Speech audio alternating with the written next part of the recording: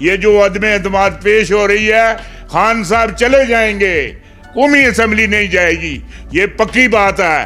ہاں، خان صاحب چلے جائیں گے۔ آگے جو مسئلہ ادھر میری بات سنیں خان صاحب کا، وہ یہ ہے خان صاحب جائیں گے پھر واپس آ جائیں گے۔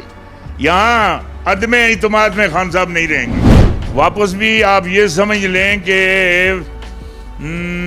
3 مہینے کے اندر 2023 میں کوئی الیکشن نہیں ہے نا، 2023 میں الیکشن نہیں ہے۔ اگر الیکشن ہوں گے 2022 میں ہوں گے، 23 میں نہیں ہے۔ ادھر میری بات سنیں، جو پیپل پارٹی والے ہیں یا نون لیگ والے ہیں یا فضل الرحمان والے ہیں، یہ سارے جو ہیں ادھر میری بات سنیں، یہ مفاد پرستوں کا ٹولہ ہے، مفاد پرستوں کا۔ ادھر سے لے کر اتنی او چھت سے اوپر تک ان سب کی فائلیں جو ہیں وہ مکمل ہو چکی ہیں۔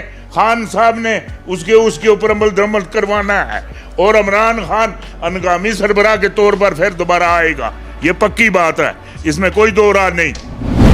ملک جو ہے، جو مجھے اوپر جو سلیٹ نظر آ رہی ہے، اوپر دھندلی نہیں، بالکل صاف جو سلیٹ آ رہی ہے، ملک صدارتی نظام کی طرف بڑھتا جا رہا ہے، صدارتی نظام کی طرف۔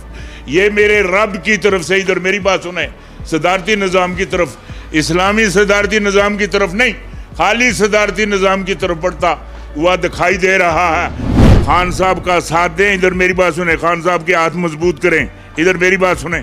اللہ بہتری فرمائے گا، اور بہت بہتری فرمائے گا۔ بڑے عرصے کے بعد اللہ تعالیٰ نے آپ کو کوئی بندہ دیا ہے، ادھر میری بات سنیں، بندہ دیا ہے، اس پر اعتماد بھی کریں اور اس کے ساتھ چلیں، قدم با قدم چلیں۔